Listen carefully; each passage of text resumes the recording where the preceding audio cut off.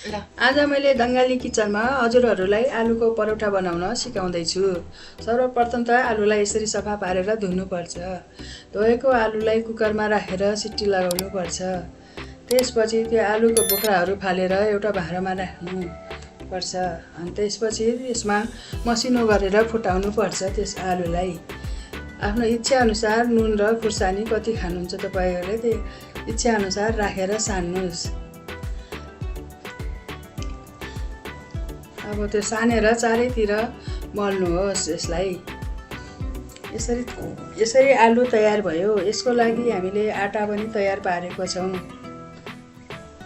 तयार पारेको आटालाई अब रोटी बेल्न सुरु गर्छु। यो रोटी पातलो गरेर रोटी बेल्नुहोस्। त्यसपछि तयार पारेको आलुलाई रोटीको माथि चारैतिर फिजाएर राख्नुहोस्।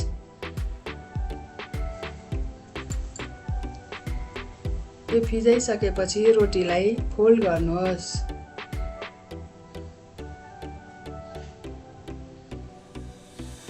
त्यसरी फोल्ड गर्नुहोस्। अनि त्यसलाई फेरि बिचबाट फेरि फोल्ड गर्नुहोस्।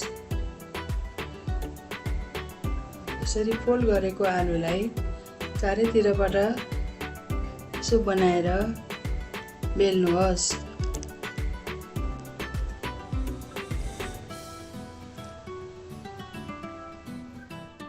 यसरी बेल्नुहोस्।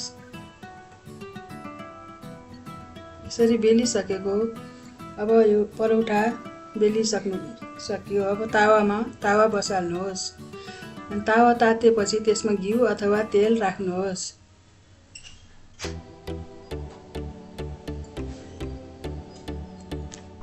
यसरी घिउ र तेल राखेको तावामा राखिसकेपछि अघि बनाएको परोठा राख्नुहोस्।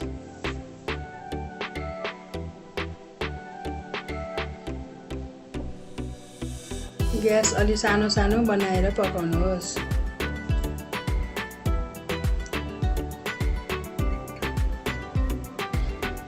एकछिनपछि अब त्यो परोठा फर्काइदिनुहोस्। यसरी सानो ग्यास बनाएर फर्काइ पकाउनुहोस्।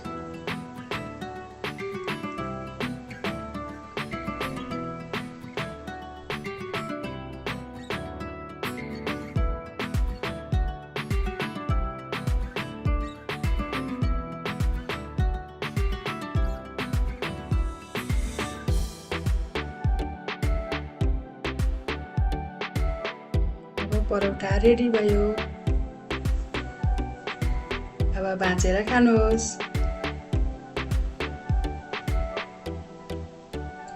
म तपाईहरुलाई यस्तै परिकारहरू पकाएको भिडियो लिएर आइराख्नेछु। मेरो YouTube channel like, comment, subscribe गरिदिनु होला।